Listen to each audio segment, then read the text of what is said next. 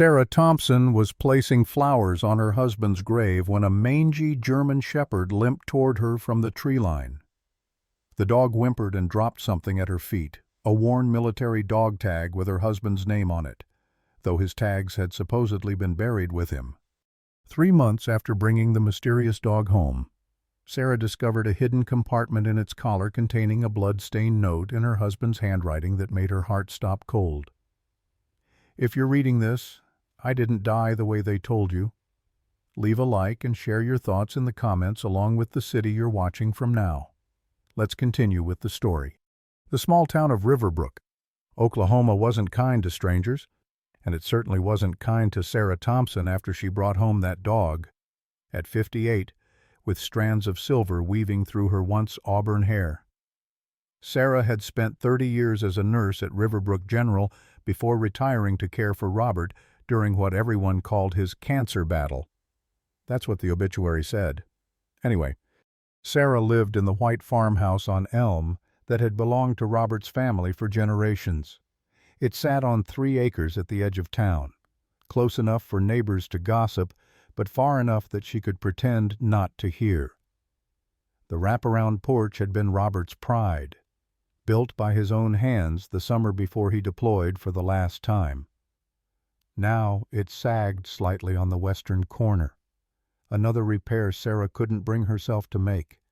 Jessica, their 17-year-old daughter, barely spoke these days. She moved through the house like a ghost, her eyes hollow, her college acceptance letters unopened on the kitchen counter. The therapist in the next town over called it depression. Sarah called it grief. Whatever the name, it had swallowed her bright, ambitious daughter whole, leaving behind a shell that flinched at sudden movements and stayed awake until dawn. "That dog doesn't belong here," Jessica had said the night Sarah brought Max home, her voice flat. "He's ugly, and he's dangerous, and he's not Dad." Then she'd slammed her bedroom door, the first display of emotion Sarah had seen in months. Max was indeed ugly by conventional standards.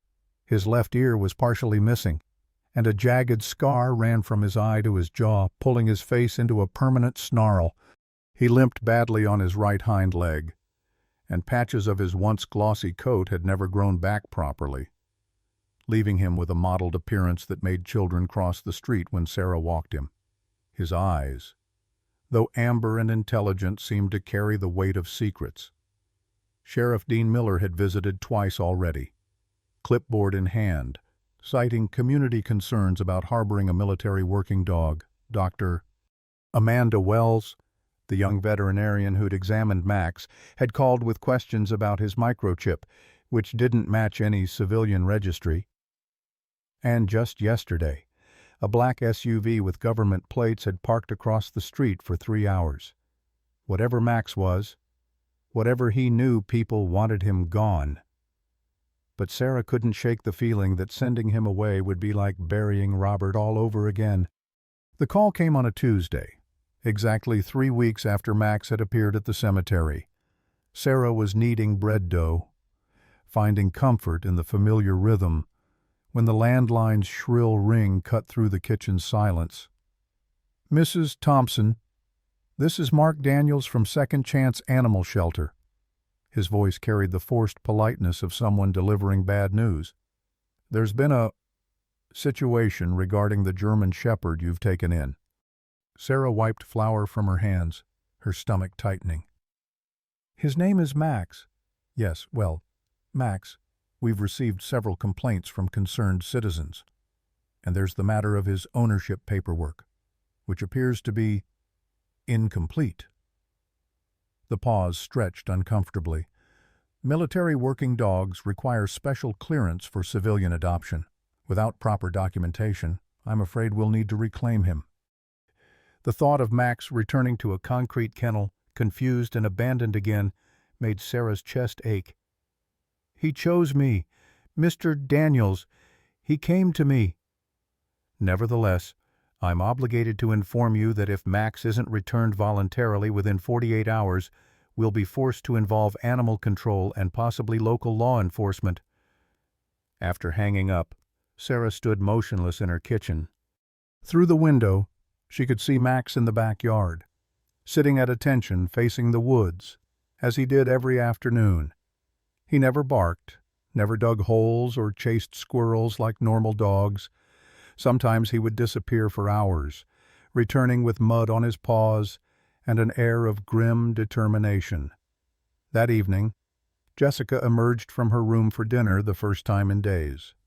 She pushed food around her plate before finally speaking. "People at school are talking. They say that dog is dangerous. That he was trained to kill." Sarah set down her fork. "His name is Max, Jessica, and people fear what they don't understand." "Dad would hate seeing you like this," Jessica said suddenly, her voice breaking. "Alone with some broken-down military dog. The whole town thinking you've lost your mind." She stood abruptly, chair scraping against the floor. "I hate him. I hate that he's here and Dad isn't." The front door slammed as Jessica left, and Max appeared in the kitchen doorway, watching Sarah with those knowing amber eyes. "Dr." Amanda Wells adjusted her glasses as she studied the X-rays pinned to the light board. "These aren't consistent with street injuries or abuse. Sarah, these are combat wounds." She pointed to several bright spots visible in Max's body scan. "Shrapnel fragments, professionally removed but leaving telltale traces. This dog served in active combat zones." Sarah felt her throat tighten. "The military won't confirm anything. They say their records show no German shepherd matching his description." Amanda turned, leaning against her desk. At 32, she was the youngest veterinarian in Riverbrook, and the only one willing to treat Max. "There's something else. During the examination, I noticed unusual bulges under his skin, not tumors, but something deliberately placed. They're subdermal tracking devices, military grade. This dog was important to someone." Sarah thought of the dog tag, now hanging alongside her husband's wedding ring on a chain around her neck. "He belonged to Robert, my husband. But that's impossible.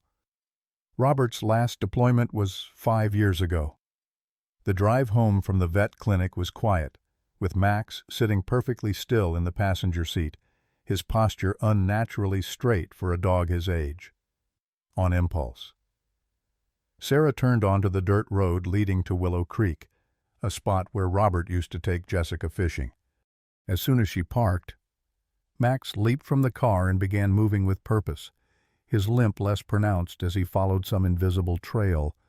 Sarah hurried after him, struggling to keep pace as he led her deep into the woods, eventually stopping at a hollow tree. He pawed at the ground beneath it, whining urgently. Sarah knelt and began digging with her hands. 6 inches down, her fingers struck metal. A small ammunition box, military issue, sealed with duct tape. Inside was a plastic bag containing Robert's watch, his favorite pocket knife, and a thumb drive.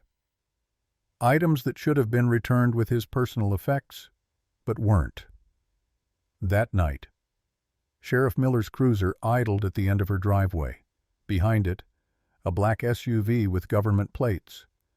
A man in an Army colonel's uniform approached her porch, his face grim beneath the brim of his cap. "Mrs. Thompson, Colonel James Parker, U.S. Army Special Operations Command." He glanced past her, eyes searching the dim interior of her home. "I understand you've come into possession of a military asset. I'm here to discuss its immediate return to proper authorities." Behind her, Max growled low in his throat, the first aggressive sound she'd ever heard him make. The community center buzzed with tension as nearly half the town squeezed into metal folding chairs. Mayor Wilson, a portly man with perpetually damp palms, called for order as Sarah took her seat in the front row, acutely aware of the empty chairs surrounding her. "Folks, we've called this meeting to discuss concerns about the, military dog residing with Mrs. Thompson," the mayor began, tugging at his collar. "Several citizens have expressed safety worries, especially regarding our children." Bethany Miller, the sheriff's wife and elementary school principal, stood first. My husband has confirmed this dog was trained for warfare. We have 32 children who walk past the Thompson property to school every day. What happens if this animal's combat instincts are triggered? Murmurs of agreement rippled through the crowd. Sarah felt her face burning but kept her spine straight, the way Robert had taught her. "His name is Max," she said, when acknowledged. "He's 11 years old and has shown no aggression to anyone." "That we know of," countered Bill Keller, whose hardware store had been a fixture downtown for decades. "Martha Freeman says he stands at attention on your porch for hours, watching everything like some kind of soldier. That ain't natural. Sarah, dogs should act like dogs." Dr. Wells spoke up from the back. "As Max's veterinarian, I can assure you he's passed all behavioral assessments. Many service dogs develop routines as a coping mechanism for PTSD. So now dogs get PTSD," someone interrupted, triggering uncomfortable laughter. "Actually, yes," Amanda replied firmly. "And Max served our country, just like many of your sons and husbands did." The debate continued for nearly 2 hours. Some, like Pastor Green, spoke of compassion and second chances.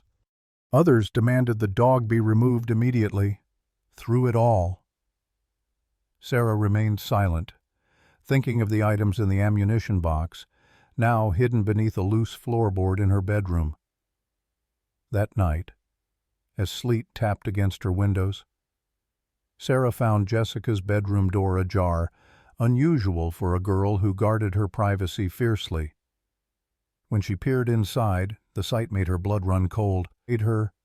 Jessica sat on the floor, back against her bed, an empty pill bottle beside her and a framed photo of Robert in her hands. And there was Max, his massive head resting on her lap as tears streamed down her daughter's face. "He won't leave," Jessica whispered, her voice ragged. "I tried to make him go away, but he just sits there, watching me, like he knows." Sarah carefully sat beside them, her heart hammering. "Knows what, sweetheart?" Jessica's fingers clutched the dog's fur. "That I wanted to disappear, like Dad did." She looked up, her eyes red-rimmed. "But he brought me these." She pointed to Robert's dog tags, identical to the one Max had delivered at the cemetery, lying beside her. "And I couldn't do it with Dad watching." The next morning, Sarah drove to the county records office, then to the military affairs liaison at the state capitol. By afternoon, she stood in Colonel Parker's temporary office in the municipal building, sliding a file across his desk. "My husband didn't die of cancer," she said without preamble. "His service record shows he was healthy at his last physical. The dates don't match the medical reports I was given." The colonel's face remained impassive. "Mrs. Thompson." "No," Sarah cut him off. "I've spent 3 weeks being dismissed and patronized. That dog saved my daughter's life last night, and I believe he belonged to my husband. I want the truth. Colonel, what really happened to Robert? And why does his dog have tracking devices implanted in his body?"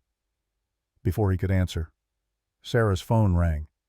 The local news wanted a statement about the hero dog that's dividing Riverbrook.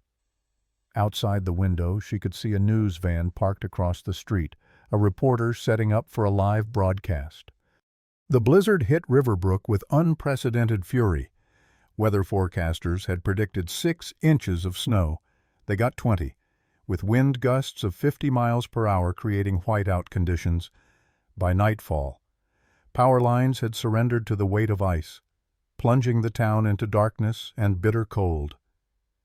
Sarah stoked the fire in the living room, grateful for Robert's insistence on keeping the old wood stove despite her preference for electric heat. Jessica huddled under blankets on the couch, the glow of flames casting shadows across her hollow cheeks. Max paced by the front door, his nails clicking anxiously against hardwood. "He needs to go out," Jessica said, watching the dog's restless movements. Sarah shook her head. Temperatures dropped to -15 with wind chill. He'll have to wait. But Max wouldn't settle. He whined, scratched at the door, then ran to Sarah, tugging at her sleeve with gentle teeth before returning to the door. "Something's wrong," Jessica whispered, sitting up. "He's never acted like this." When the phone rang, the landline still functioning while cell towers failed, Sarah wasn't surprised to hear Sheriff Miller's tense voice. "Sarah, we've got a situation. The Collins boy, Tyler, 7 years old. He wandered away from their place when the power went out. Parents think he was headed to his grandma's house down the road, but he never arrived." Sarah felt her stomach drop. "How long has he been missing?" "Almost 2 hours now. We've got volunteers assembling at the fire station, but with these conditions—" He didn't need to finish. Everyone knew what happened to lost children in sub-zero temperatures. When she relayed the news, Jessica was already pulling on her snow boots. "We have to help. Tyler's just a little kid." Sarah hesitated, looking at Max, who now stood at rigid attention, as if awaiting orders. I think he already knows." They bundled up in every layer they owned and opened the front door. The wind hit like a physical blow, snow swirling into the house. Before Sarah could clip on his leash, Max bolted into the white void, disappearing within seconds. "Max!" Sarah shouted, her voice swallowed by the howling storm. Jessica grabbed her arm. "He's going after Tyler. We need to follow him." The journey to the fire station was brutal, each step a battle against wind and drifting snow. When they arrived, Sarah was shocked to find nearly 30 townspeople preparing for the search, many of whom had voted to remove Max just days earlier. Sheriff Miller organized them into teams, distributing flares and walkie-talkies. The boys wearing a red jacket and blue snow pants, last seen heading east on County Road 8. "My dog," Sarah interrupted, her voice hoarse from the cold. "He took off in that direction. He might be tracking Tyler already." Bill Keller from the hardware store snorted. "That dangerous animal is loose in this weather. He'll probably attack the boy if he finds him." "That dangerous animal has military tracking training." Dr. Wells countered, stamping snow from her boots as she joined them. "If anyone can find Tyler in these conditions, it's Max." The search parties set out, flashlight beams creating weak cones of visibility in the swirling white. Sarah and Jessica joined the team heading toward the Collins property, following the route Tyler would likely have taken. The bitter wind cut through their layers, numbing fingers and faces within minutes. An hour passed with no sign of either boy or dog. The radio crackled with updates from other teams, all negative. Sarah's hope dwindled with each passing minute, the reality of exposure in such temperatures weighing on everyone's minds. Then came a sharp bark, so faint they almost missed it. Jessica grabbed her mother's arm. "That's him. That's Max." They altered course toward the sound, struggling through snow that reached their knees. The barking continued, more urgent now, guiding them forward until their flashlights illuminated a shocking sight. Max standing guard over a small snow-covered lump beneath a fallen tree. His body curved protectively around Tyler Collins's small form. The emergency room waiting area at Riverbrook General was standing room only. News of Max's heroic rescue had spread through town faster than the storm itself, drawing both the curious and the concerned. Tyler Collins was being treated for moderate hypothermia and frostbite, but was expected to make a full recovery a miracle.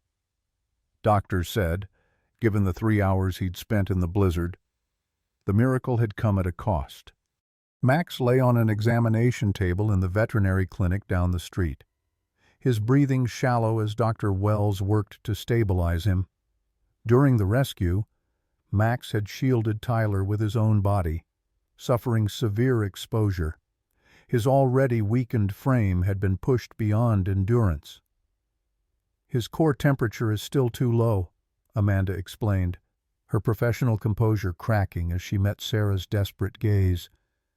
And his heart, it's showing signs of arrhythmia. I've done everything I can, but he's very old, and he's been through so much already. Sarah stroked Max's scarred head, feeling the cold still lingering in his fur despite the heating pads surrounding him. "Fight, boy," she whispered. "Robert wouldn't want you to give up now." Jessica sat on the floor beside the table, her face buried in her hands. "I was so awful to him," she sobbed. "I said such terrible things."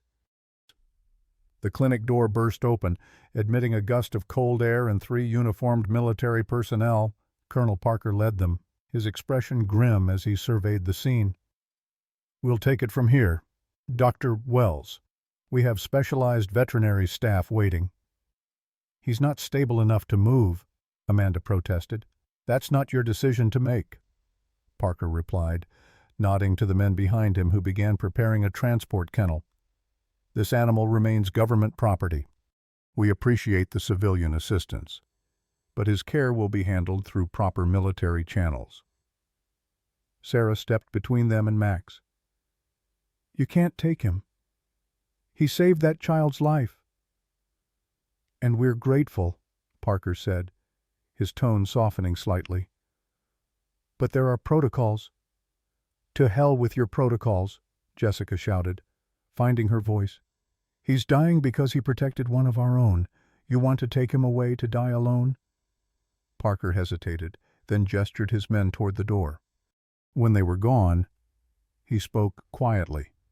"Mrs. Thompson, there are things about your husband's service and this dog's that you don't understand. This isn't just about a military working dog. K9 operator Max 7142 was with your husband when he died. He's the only witness to what actually happened." Sarah's legs weakened, forcing her to grip the examination table. "Witness? What are you saying?"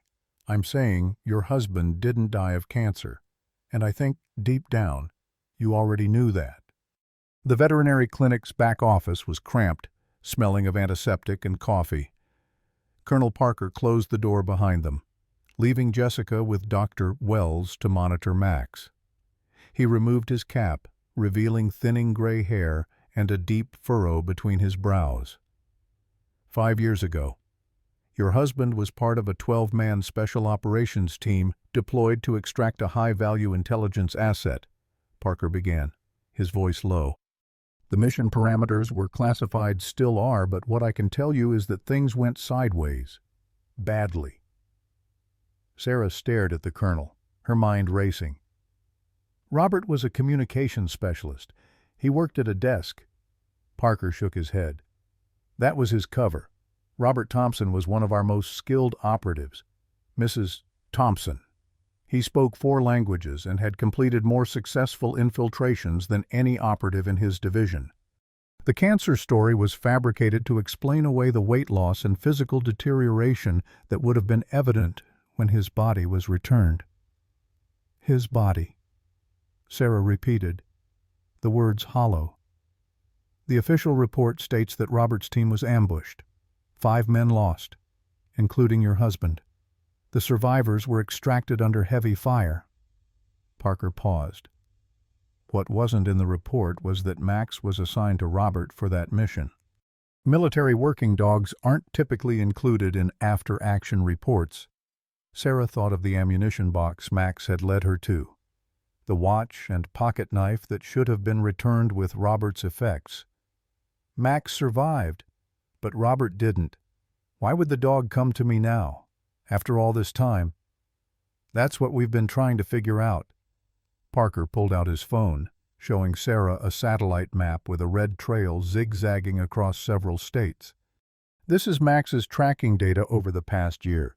He escaped from a training facility in Nevada 11 months ago. Since then, he's traveled over 2,000 miles, seemingly with purpose. He's visited 3 military installations, a safe house in Colorado, and finally, your home." Sarah felt a chill that had nothing to do with the lingering storm.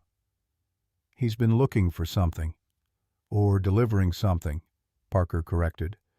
Max was trained as a courier for sensitive intelligence that couldn't risk digital interception. The microchips in his body aren't just for tracking, they contain encrypted data caches. We believe Robert may have uploaded critical information before the ambush.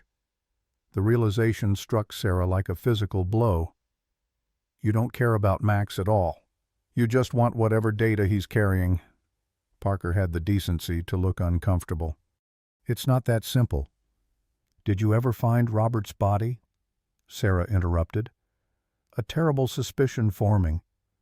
The colonel's hesitation was all the answer she needed. Oh my God, she whispered. There never was a body.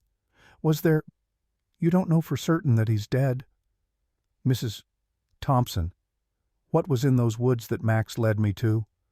Why did Robert hide his personal items there? Sarah's voice rose. Why would Max bring me Robert's dog tag if he died 5 years ago? The door burst open as Jessica rushed in. Mom, Max is awake. He's trying to stand. They hurried back to the examination room where Max had indeed risen to his feet, swaying unsteadily, his eyes fixed on the coat Sarah had draped over a chair. He whined, pawing at it insistently. Sarah checked the pockets, finding nothing. Then she noticed a tear in the lining, concealing a small, flat object. A USB drive, different from the one in the ammunition box. What is it? Jessica asked, steadying Max as his legs trembled with effort. Before Sarah could answer, shouts erupted from the clinic's waiting room. The door flew open, revealing Bill Keller, still in his search party gear. Behind him stood at least 20 townspeople. We heard the military's trying to take the dog, Bill said gruffly. The dog that just saved Tyler Collins? We ain't standing for it. Colonel Parker assessed the crowd, recognizing the shift in community sentiment. Mrs. Thompson, perhaps we should continue this conversation somewhere more private. But Sarah had inserted the drive into Dr. Wells' computer. The screen flickered, then filled with a video file. She clicked play, and the room fell silent as Robert Thompson's face appeared, gaunt but unmistakably alive, his background a nondescript concrete room. Sarah, if you're watching this, Max completed his final mission. Robert's voice cracked. And I need you to know the truth. I didn't die the way they told you. 6 months later, the Thompson farmhouse looked transformed. Fresh white paint brightened the siding, the sagging porch had been rebuilt, and flower beds bloomed where weeds once grew. Most noticeable was the hand-carved sign swinging gently by the driveway, Second Chance Ranch, pairing veterans with service dogs.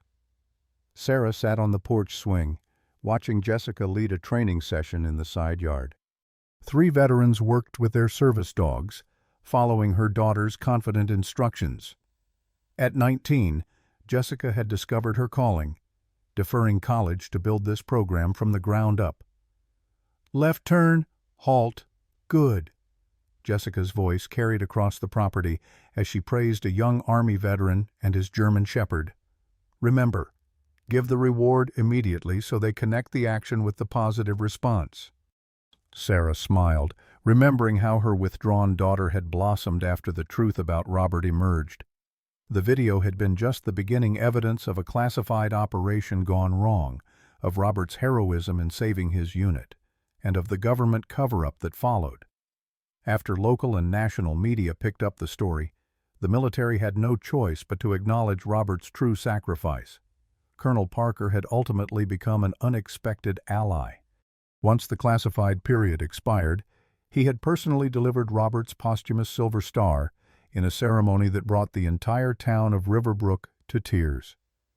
More importantly, he'd helped navigate the bureaucratic maze to secure funding for Jessica's veteran service dog program. Mrs.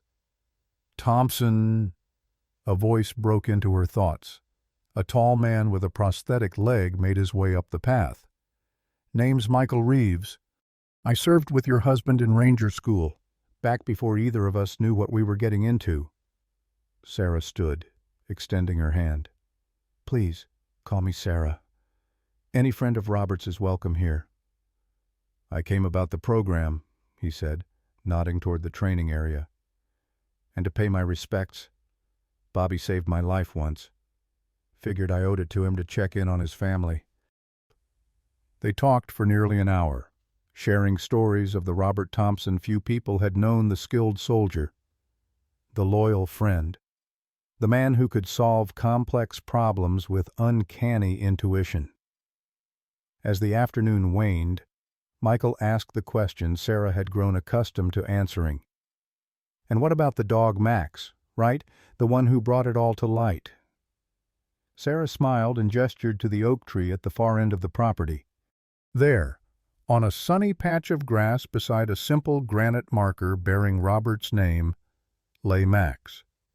His coat had regained much of its luster, though the scars remained badges of honor now rather than marks of hardship. At 11.5, he moved slower these days, but his eyes remained alert, watchful. "He finally stopped searching," Sarah said softly. "Whatever mission Robert gave him, he completed it. Now he just rests." As if hearing his name, Max lifted his head, then rose with deliberate dignity. He touched his nose to Robert's headstone, a ritual he performed each day before making his way toward the porch. Jessica paused her training session to watch him, a smile touching her lips as she called, "Hey there, hero coming to supervise." Max climbed the porch steps carefully, settling between Sarah and Michael with a contented sigh. He rested his head on Sarah's lap, his amber eyes gazing up at her with peaceful certainty. "You know," Sarah said, stroking his graying muzzle, "no one wanted this old dog. Until we found out what he was trying to do." Michael nodded, understanding the weight of her words. "Finish the mission, bring his soldier home, in every way that matters." Sarah agreed. He did. Life gives us second chances in the most unexpected packages. Like Max, many of us bear scars that others can see, and some they cannot. We understand what it means to be overlooked because of age, to be judged by appearances rather than the depth of our loyalty and wisdom. But we also know the power of purpose, how it can drive us across impossible distances and through the fiercest storms. Sarah Thompson discovered that sometimes the most profound connections come when we open our hearts to those others have abandoned. After decades of service, both Max and Sarah found new meaning not in dwelling on loss, but in completing one final mission. Isn't that what we all seek in our golden years? Not to be set aside, but to be recognized for the journeys we've endured, the wisdom we've earned, and the love we still have to give. The truest legacy isn't in accolades or possessions, but in the lives we touch and the purposes we fulfill. Like Max faithfully guarding Robert's memory, we too have missions that only we can complete, stories only we can tell, and hearts that, no matter how scarred, remain capable of extraordinary love and courage until our final breath. I hope you enjoyed today's story. Subscribe to the channel so you don't miss more stories like this. Leave a like and comment below what you thought of the story. See you in the next video.